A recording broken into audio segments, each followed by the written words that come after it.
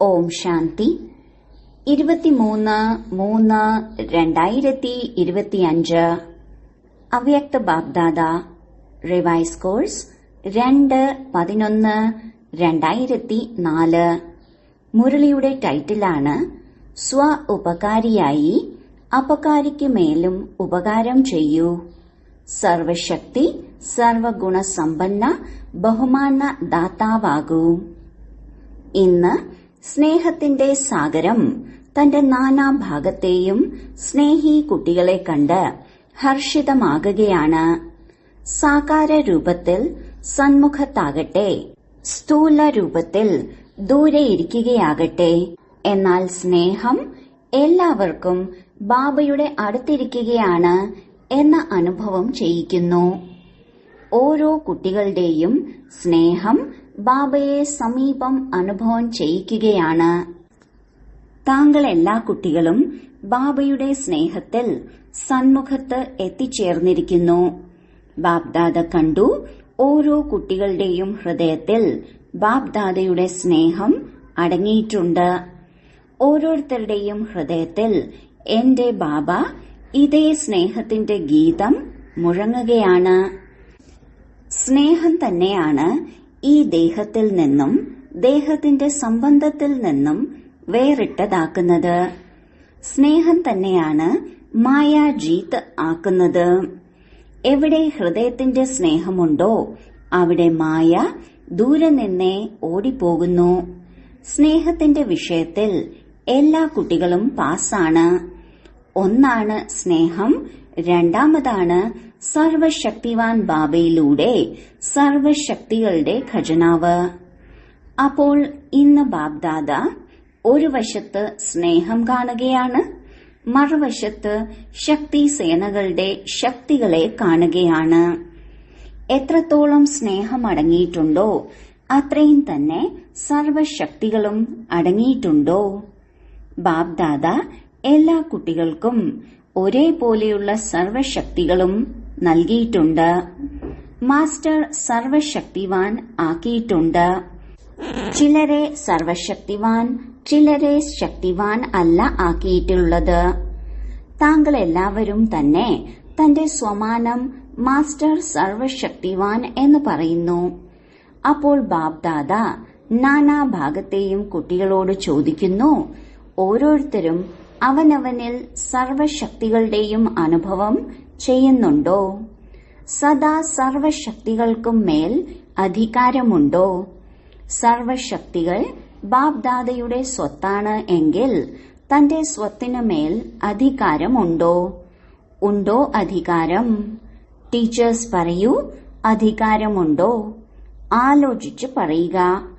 പാണ്ഡവർ അധികാരമുണ്ടോ? സദാ ഉണ്ടോ അതോ ഇടയ്ക്കിടയ്ക്കാണോ? ഏത് സമയം ഏത് ശക്തിയുടെ ആവശ്യമാണോ അപ്പോൾ താങ്കൾ ശക്തി സേനയുടെ ആജ്ഞയിലൂടെ ആ ശക്തി ഹാജരാകുന്നുണ്ടോ? സമയത്ത് പ്രഭു ഹാജർ എന്ന് പറയുന്നുണ്ടോ? ആലോചിച്ചു നോക്കൂ. അധികാരി ആജ്ഞാപിക്കുക, ശക്തി പ്രഭു ഹാജർ പറയുക. ഏതൊരു ശക്തിയുടെയും ആഹ്വാനം ചെയ്യുമ്പോൾ എങ്ങനെയുള്ള സമയത്തും എങ്ങനെയുള്ള പരിതസ്ഥിതിയിലും അങ്ങനെയുള്ള ശക്തി കാര്യത്തിൽ ഉപയോഗിക്കാൻ കഴിയണം. ഇങ്ങനെയുള്ള അധികാരി ആത്മാക്കൾ ആയോ? എന്തുകൊണ്ടെന്നാൽ ബാബ സ്വത്ത് നൽകി. സ്വത്തിനെ താങ്കൾ തന്റേതാക്കിയല്ലോ. എങ്കിൽ അവനവന് മേൽ അധികാരം ഉണ്ടാകുന്നു. ഏത് സമയം ഏത് രീതിയിലൂടെ ആവശ്യമുണ്ടോ ആ സമയം കാര്യത്തിൽ ഉപയോഗപ്പെടട്ടെ. ഉൾക്കൊള്ളുവാനുള്ള ശക്തിയുടെ ആവശ്യമാണ് താങ്കൾക്കുള്ളത് എന്ന് കരുതൂ. ആജ്ഞാപിക്കുന്നു ഉൾക്കൊള്ളുവാനുള്ള ശക്തിയോട്. അപ്പോൾ താങ്കളുടെ ആജ്ഞ മാനിച്ച് ശരി പ്രഭു പറയുന്നുണ്ടോ? ഉണ്ടാകുന്നു എങ്കിൽ തലയാട്ടു, ശിരസ് കുലുക്കൂ. ഇടയ്ക്കിടെ ഉണ്ടാകുന്നുവോ അതോ സദാ ഉണ്ടാകുന്നുണ്ടോ?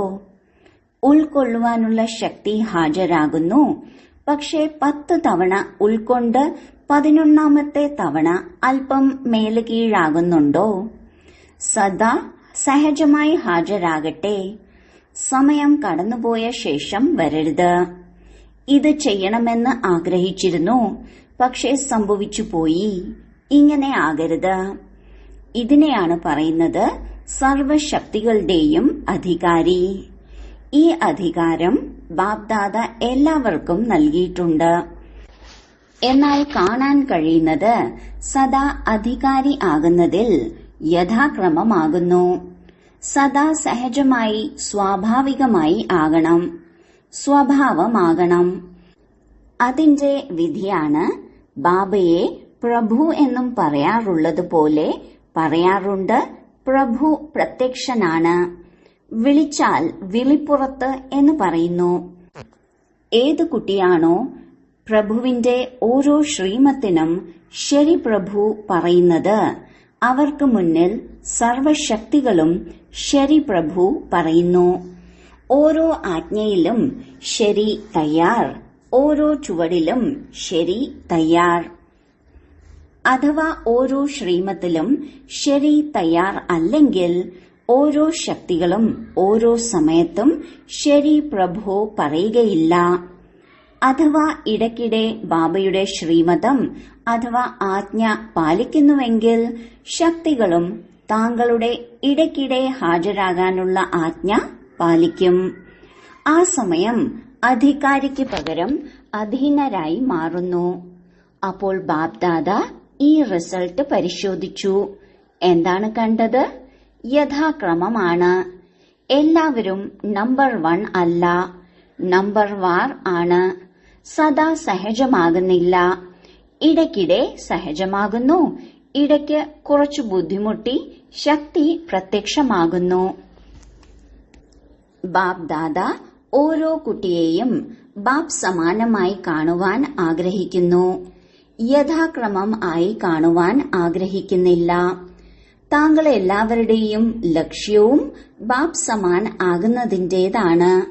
സമാനമാകുവാനുള്ള ലക്ഷ്യമാണോ അതോ യഥാക്രമം ആകുവാനുള്ള ലക്ഷ്യമാണോ?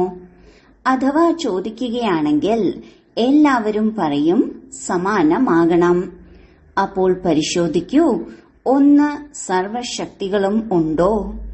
സർവ എന്നതിന് അടിവരയിടൂ. സർവഗുണങ്ങളും ഉണ്ടോ? ബാപ്പ് സമാൻ സ്ഥിതി ഉണ്ടോ? ഇടയ്ക്ക് സ്വയത്തിന്റെ സ്ഥിതി, ഇടയ്ക്ക് എന്തെങ്കിലും പരിസ്ഥിതി വിജയം പ്രാപ്തമാക്കുന്നില്ലല്ലോ. പരസ്ഥിതി അഥവാ വിജയം പ്രാപ്തമാക്കുന്നുവെങ്കിൽ അതിന്റെ കാരണം അറിയുകയില്ലേ? സ്ഥിതി ദുർബലമാണ്. അപ്പോൾ പരിതസ്ഥിതിക്ക് യുദ്ധം ചെയ്യാൻ സാധിക്കും. സദാ സ്വസ്ഥിതി വിജയി ആയിരിക്കുക. അതിനുള്ള മാർഗമാണ് സ്വമാനത്തിന്റെയും ബഹുമാനത്തിന്റെയും സന്തുലനം. സ്വമാനധാരി ആത്മാവ് സ്വതവേ തന്നെ ബഹുമാനം നൽകുന്ന ദാതാവായിരിക്കും.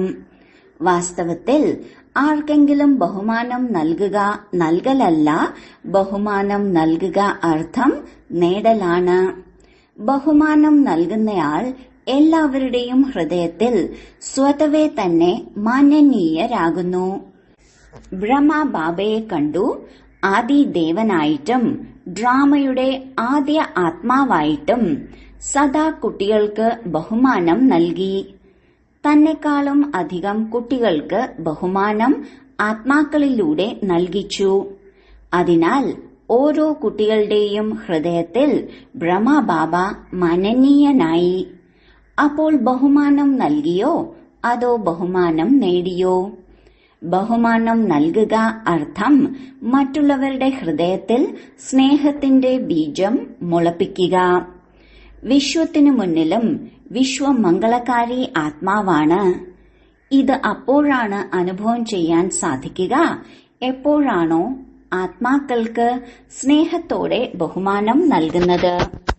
അപ്പോൾ ബാപ്ദാദ വർത്തമാന സമയത്ത് ഓരോരുത്തർക്കും പരസ്പരം ബഹുമാനം നൽകുന്നതിനുള്ള ആവശ്യം കണ്ടു. ബഹുമാനം നൽകുന്നയാൾ തന്നെ വിധാതാവായ ആത്മാവായി കാണപ്പെടുന്നു. ബഹുമാനം നൽകുന്നവർ തന്നെയാണ് ബാപ്ദാദയുടെ ശ്രീമതം, അതായത് ശുഭഭാവന ശുഭകാമന ഇത് മാനിക്കുന്ന ആജ്ഞാകാരി കുട്ടികൾ. ബഹുമാനം നൽകുക തന്നെയാണ് ഈശ്വരീയ കുടുംബത്തിന്റെ ഹൃദയത്തിന്റെ സ്നേഹം. ബഹുമാനിക്കുന്നവർക്ക് സ്വമാനത്തിൽ സഹജമായി തന്നെ സ്ഥിതി ചെയ്യാൻ സാധിക്കുന്നു. എന്തുകൊണ്ട്? ഏതാത്മാക്കൾക്ക് ബഹുമാനം നൽകുന്നുവോ ആ ആത്മാക്കളിലൂടെ എന്താണോ ഹൃദയത്തിന്റെ ആശീർവാദങ്ങൾ ലഭിക്കുന്നത്, ആ ആശീർവാദങ്ങളുടെ ഭണ്ഡാരം സ്വമാനത്തെ സഹജമായും സ്വതവേയും ഓർമ്മയുണർത്തുന്നു. അതിനാൽ നാനാഭാഗത്തെയും കുട്ടികൾക്ക് വിശേഷിച്ച് അടിവര ഇടിക്കുകയാണ് ബഹുമാനദാതാവ് ആകൂ. ബാപ് ദാദയുടെ അടുക്കൽ ഏതൊരു കുട്ടി എങ്ങനെ വന്നാലും, ദുർബലമായി വന്നാലും, സംസ്കാരത്തിന് വശപ്പെട്ടു വന്നാലും, പാപങ്ങളുടെ ഭാരവുമായി വന്നാലും, പല സംസ്കാരവും കൊണ്ടുവന്നാലും, ബാപ് ദാദ ഓരോ കുട്ടികളെയും ഏത് ദൃഷ്ടിയോടെ കണ്ടു? എന്റെ നഷ്ടപ്പെട്ട് തിരികെ കിട്ടിയ ഓമന കുട്ടിയാണ്, ഈശ്വരീയ കുടുംബത്തിലെ കുട്ടിയാണ്. അപ്പോൾ ബഹുമാനം നൽകി താങ്കൾ സ്വമാനധാരിയായി. അപ്പോൾ അച്ഛനെ പിന്തുടരൂ. അഥവാ സഹജമായി സർവഗുണ സമ്പന്നനാകണമെങ്കിൽ ബഹുമാനദാതാവ് ആകൂ. മനസ്സിലായോ? സഹജമല്ലേ? സഹജമാണോ അതോ ബുദ്ധിമുട്ടാണോ? ടീച്ചർമാർ എന്താണ് കരുതുന്നത്? സഹജമല്ലേ? ചിലർക്ക് നൽകുന്നത് സഹജമാണ്, ചിലർക്ക് ബുദ്ധിമുട്ടാണ്. അതോ എല്ലാവർക്കും നൽകാൻ സഹജമാണോ?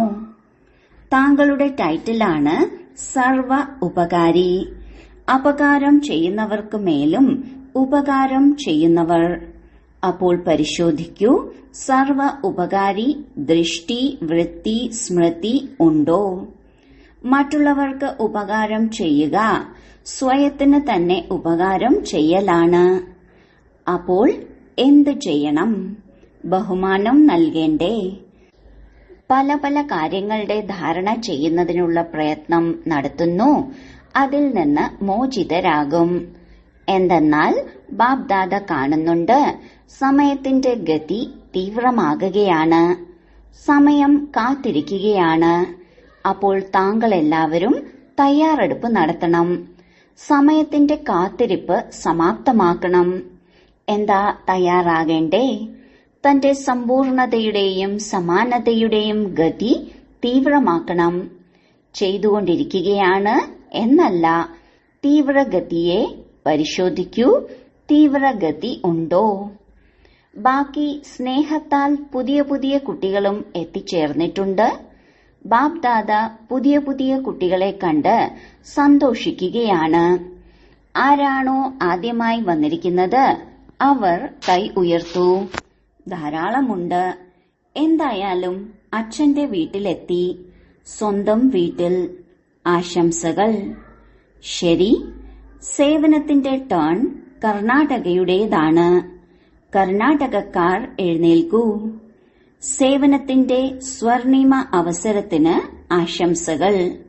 നോക്കൂ, ആദ്യ നമ്പർ എടുത്തു എങ്കിൽ ആദ്യ നമ്പറിൽ തന്നെ ഇരിക്കേണ്ടേ? പുരുഷാർത്ഥത്തിൽ വിജയി ആകുന്നതിൽ എല്ലാത്തിലും ആദ്യ നമ്പർ നേടുന്നവർ. രണ്ടാമത്തെ നമ്പർ എടുക്കരുത്, ഒന്നാമത്തെ നമ്പർ. ധൈര്യമുണ്ടോ? ധൈര്യമുണ്ടോ? അപ്പോൾ ധൈര്യം താങ്കളുടേത്, 1000 മടങ്ങ് സഹായം ബാബയുടേത്. നല്ല അവസരം എടുത്തു. തന്റെ പുണ്യത്തിന്റെ കണക്ക് വളരെ വളരെ ശേഖരിക്കപ്പെട്ടു. നല്ലത്. കർണാടക മെഗാ പ്രോഗ്രാം ചെയ്തുവോ? ചെയ്തിട്ടില്ല. എന്തുകൊണ്ട്? എന്തുകൊണ്ട് ചെയ്തില്ല? കർണാടകയ്ക്ക് എല്ലാത്തിലും ആദ്യ നമ്പർ നേടണം. ബ്രാക്കറ്റിൽ ബാംഗ്ലൂരിൽ ചെയ്യും. ശരി, ആരെല്ലാം തന്നെ വലിയ പ്രോഗ്രാം ചെയ്തുവോ അവർ എഴുന്നേൽക്കൂ. എത്ര പരിപാടി ആയി? ബ്രാക്കറ്റിൽ 8-10 ആയിട്ടുണ്ട്. അപ്പോൾ ബാപ് ദാദ വലിയ പരിപാടിക്കുള്ള വലിയ ആശംസ നൽകുകയാണ്. സോൺ എത്രയാണ്? ഓരോ സോണിനും വലിയ പരിപാടി ചെയ്യണം. എന്തെന്നാൽ താങ്കളുടെ പട്ടണത്തിൽ പരാതിക്കാർ പരാതിപ്പെടുകയില്ല. വലിയ പ്രോഗ്രാമിൽ താങ്കൾ പരസ്യവും വലുതായി ചെയ്യുമല്ലോ. മീഡിയയിലൂടെ ആകട്ടെ, പോസ്റ്ററിലൂടെ ആകട്ടെ, തലക്കെട്ടെല്ലാം ഭിന്ന ഭിന്ന മാർഗത്തിലൂടെ ഉണ്ടാക്കുമ്പോൾ പരാതി കുറഞ്ഞു പോകും. ബാപ്ദാദയ്ക്ക് ഈ സേവനം ഇഷ്ടമാണ്. പക്ഷേ ഉണ്ട്. പരിപാടി വലുതായി ചെയ്തു, അതിന് എന്തായാലും ആശംസകൾ. പക്ഷേ ഓരോ പരിപാടിയിലൂടെ ഏറ്റവും കുറഞ്ഞത് 108ന്റെ മാല തയ്യാറാകണം. അതെവിടെയാണ് ഉണ്ടായത്? ചുരുങ്ങിയത് 108, പരമാവധി 16,000. എന്നാൽ ഇത്രയും ഊർജം ചിലവാക്കി, ഇത്രയും സമ്പത്ത് ചിലവാക്കി, അതിന്റെ റിസൾട്ട് ഏറ്റവും ചുരുങ്ങിയത് 108 തയ്യാറാകണം. എല്ലാവരുടെയും വിലാസം താങ്കളുടെ പക്കൽ ഉണ്ടായിരിക്കണം. വലിയ പരിപാടിയിൽ ആരെയെല്ലാം കൊണ്ടുവന്നുവോ അവരുടെ അടുക്കൽ അവരുടെ വിവരങ്ങൾ ഉണ്ടായിരിക്കും. അപ്പോൾ അവരെ വീണ്ടും സമീപം കൊണ്ടുവരണം. ഇങ്ങനെയല്ല ഞങ്ങൾ ചെയ്തുവല്ലോ. എന്നാൽ ഏതൊരു കാര്യം ചെയ്യുന്നുവോ അതിന്റെ ഫലം പുറത്തു വരണമല്ലോ. അപ്പോൾ ഓരോ വലിയ പരിപാടി ചെയ്യുന്നവരും ഈ റിസൾട്ട് ബാപ്ദാദയ്ക്ക് നൽകണം. ഭിന്ന ഭിന്ന സെന്ററുകളിൽ പോയാലും ഏത് പട്ടണത്തിലേതായാലും അവിടെ പോകാം. പക്ഷേ റിസൾട്ട് പുറത്തു വരണം. ശരിയല്ലേ? സാധിക്കില്ലേ? കുറച്ച് ശ്രദ്ധ നൽകിയാൽ പുറത്തുവരും. 108 ഒന്നും തന്നെയല്ല. എന്നാൽ റിസൾട്ട് ബാപ്ദാദ കാണാൻ ആഗ്രഹിക്കുന്നു. ചുരുങ്ങിയത് വിദ്യാർത്ഥിയാകട്ടെ, സഹയോഗത്തിൽ മുന്നോട്ട് വരട്ടെ. ആരാര് എത്ര പുറത്തു വരുന്നുണ്ട് അത് ബാപ്ദാദ ഈ സീസണിൽ റിസൾട്ട് കാണാൻ ആഗ്രഹിക്കുന്നു. ശരിയല്ലേ പാണ്ഡവരെ? ശരിയല്ലേ? അപ്പോൾ കാണാം ആരാണ് നമ്പർ 1. എത്ര തന്നെ പുറത്തു വന്നാലും തീർച്ചയായും പുറത്തു വരട്ടെ. എന്താണ്? പരിപാടി ഉണ്ടാകുന്നു, എന്നാൽ മുന്നോട്ടുള്ള സമ്പർക്കം, അതിൽ കുറച്ച് ശ്രദ്ധ കുറഞ്ഞു പോകുന്നു. ആരെങ്കിലുമൊക്കെ പുറത്തു വരുന്നത് വളരെ പ്രയാസപ്പെട്ടാണ്.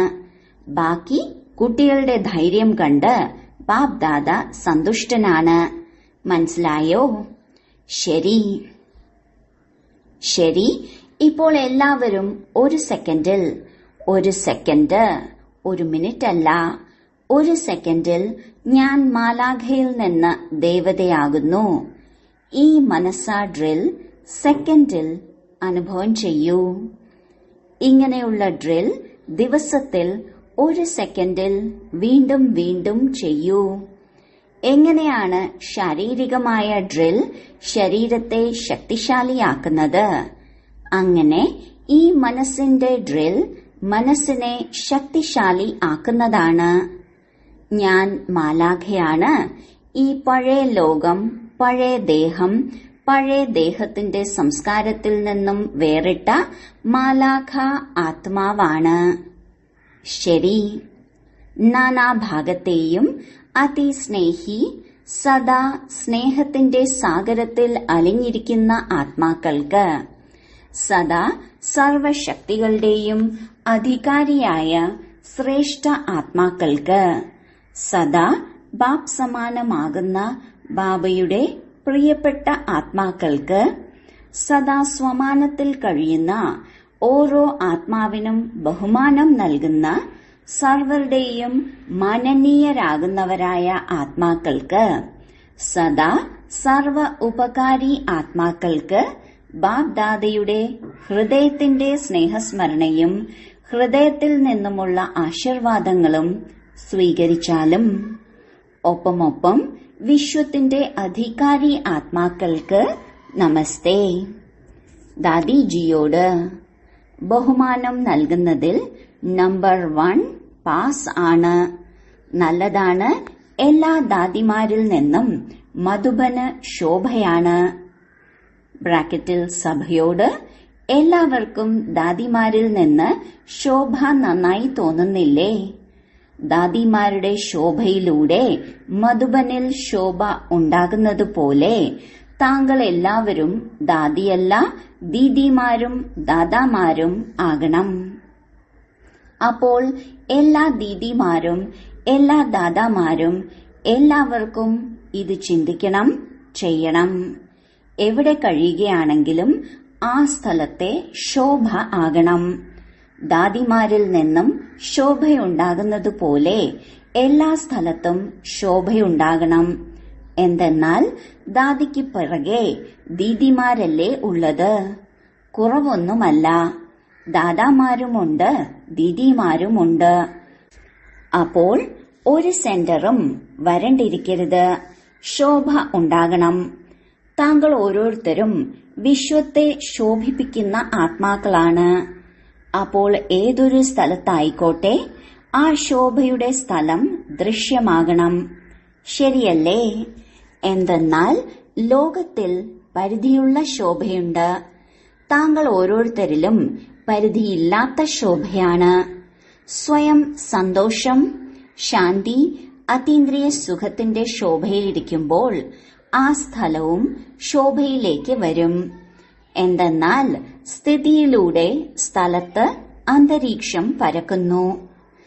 അപ്പോൾ എല്ലാവരും പരിശോധിക്കണം, എവിടെയാണോ നാം കഴിയുന്നത് അവിടെ ശോഭയുണ്ടോ? ഉദാസീനമല്ലല്ലോ. എല്ലാവരും സന്തോഷത്തിൽ നൃത്തം ചെയ്തുകൊണ്ടിരിക്കുകയാണോ? ഇങ്ങനെയല്ലേ? താങ്കൾ ദാദിമാരുടെ ജോലി ഇതല്ലേ? ദീദിമാരും ദാദാമാരും ഫോളോ ചെയ്യൂ. ശരി. എല്ലാ വശത്തു നിന്നും ആരെല്ലാം സ്നേഹി കുട്ടികൾ ബാപ്ദാദയെ ഹൃദയത്തിൽ ഓർമ്മിക്കുന്നുണ്ടോ? അല്ലെങ്കിൽ കത്തുകൾ ഇമെയിലിലൂടെ ഓർമ്മ അയച്ചിട്ടുണ്ടോ? ആ നാനാവശത്തുമുള്ള കുട്ടികളെ ബാപ്ദാദ ദൂരെയല്ല കാണുന്നത്, എന്നാൽ ഹൃദയ സിംഹാസനത്തിൽ കാണുകയാണ്. ഏറ്റവും സമീപം ഹൃദയമാണ്. അപ്പോൾ ഹൃദയത്തിൽ നിന്നും ഓർമ്മ നൽകുന്നവർക്ക് ഓർമ്മ അയക്കുന്നവരല്ല, എന്നാൽ ഓർമ്മയിലാണ്. ആ എല്ലാവരെയും ഹൃദയ സിംഹാസനധാരിയായി കാണുകയാണ്, പ്രതികരിക്കുകയാണ്. ദൂരെയിരുന്നും നമ്പർ 1 തീവ്ര പുരുഷാർത്ഥി ഭവ. വരദാനം: ആലസ്യത്തിന്റെ ഉറക്കത്തിന് വിട നൽകുന്നവരായ നിദ്രാജീത് ചക്രവർത്തിയായി ഭവിക്കട്ടെ. സാക്ഷാത്കാരമൂർത്തിയായി ഭക്തർക്ക് സാക്ഷാത്കാരം ചെയ്യിക്കുന്നതിനു വേണ്ടി നിദ്രാജീത് ആകൂ. വിനാശകാലത്തെ എപ്പോഴാണോ മറക്കുന്നത് അപ്പോൾ ആലസ്യത്തിന്റെ ഉറക്കം വരുന്നു. ഭക്തരുടെ വിളി കേൾക്കൂ. ദുഃഖി ആത്മാക്കളുടെ ദുഃഖത്തിന്റെ വിളി കേൾക്കൂ. ദാഹിക്കുന്ന ആത്മാക്കളുടെ പ്രാർത്ഥനയുടെ ശബ്ദം കേൾക്കൂ. എങ്കിൽ ഒരിക്കലും ആലസ്യത്തിന്റെ ഉറക്കം വരികയില്ല. അപ്പോൾ ഇനി സദാ ഉണർന്നിരിക്കുന്ന ജ്യോതിയായി ആലസ്യത്തിന്റെ ഉറക്കത്തിന് വിട നൽകൂ. സാക്ഷാത്കാര മൂർത്തിയാകൂ. സ്ലോഗൻ: ശരീരം, മനസ്സ്, ധനം, മനസ്സ്, വാക്ക്, കർമ്മം ഏതെങ്കിലും തരത്തിലൂടെ ബാബയുടെ കർത്തവ്യത്തിൽ സഹയോഗിയാകൂ. എങ്കിൽ സഹജയോഗിയായി മാറും. അവ്യക്ത സൂചന: സത്യതയും സഭ്യതയുമാകുന്ന സംസ്കാരത്തെ സ്വന്തമാക്കൂ. ബാബയെ ഗോഡ് ഈസ് ട്രൂത്ത് എന്ന് പറയുന്നത് പോലെ സത്യതയാണ് ബാബയ്ക്ക് പ്രിയം. സത്യമായ ഹൃദയത്തിൽ പ്രഭു സംപ്രീതനാണ്. അപ്പോൾ ഹൃദയ സിംഹാസനധാരി സേവനയുക്തരായ കുട്ടികളുടെ സംബന്ധ സമ്പർക്കത്തിൽ ഓരോ സങ്കല്പത്തിൽ വാക്കിൽ സത്യതയും ശുദ്ധതയും കാണപ്പെടും. അവരുടെ ഓരോ സങ്കല്പം, ഓരോ വചനം സത്യമാകും. ഓം ശാന്തി.